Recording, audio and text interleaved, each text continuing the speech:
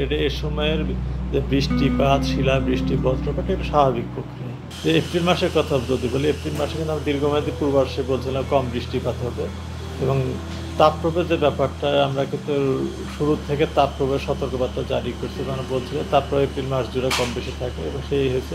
এবং আমরা বলছিলাম মে মাসের 2 তারিখের পর থেকে এত তাপমাত্রা কমার কিছুটা ইয়েতে, এবং সেটাই হয়েছে, তাপমাত্রা কিছুটা কমছে এবং 5-6 তারিখ থেকে কিন্তু বৃষ্টিপাতের প্রবণতা অনেক বাড়ছে। 5 তারিখ থেকেই মূলত বাড়ছে এবং এই সময় কিন্তু তাপপ্রবাহটা প্রশমিত হয়েছে। অর্থাৎ এ সময়ের যে বৈশিষ্ট্য সেটা হচ্ছে যখন বৃষ্টিপাতটা হবে তাপটা প্রশমিত হবে, আর বৃষ্টিপাতটা যখন থেমে যাবে সেক্ষেত্রে তাপমাত্রা কিছুটা বাড়বে এবং বৃষ্টিপাত দীর্ঘদিন ধরে বৃষ্টিপাত না হয় সেক্ষেত্রে তাপমাত্রা আরও ক্রমে বাড়তে বাড়তে এটা তাপপ্রবাহের আঘাত হয়।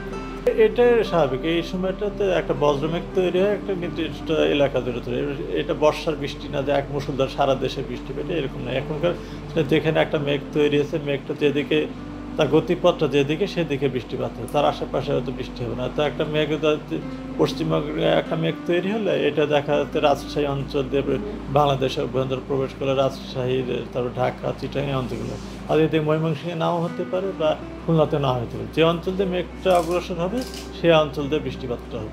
শিলা আসলে সাইজের উপর নির্ভর করে। শিলা তো সবসময় ক্ষতি করে। শিলা এখন উপকারের দিকটা আসলে আমরা ওইভাবে ভেবে দেখা হয় না, ওই ক্ষতির দিকটা দেখা হয়। তার কারণ শিলা বৃষ্টি যখন হয় তখন তো মানুষের ফসলের ক্ষতি হয়। যদি শিলার সাইজটা বাড়ায় সেক্ষেত্রে মানুষের জীবন নাশের সম্ভাবনা হতে পারে। তবে এর ক্ষতিকর, শিলার ক্ষতিকর দিকটাই বেশি।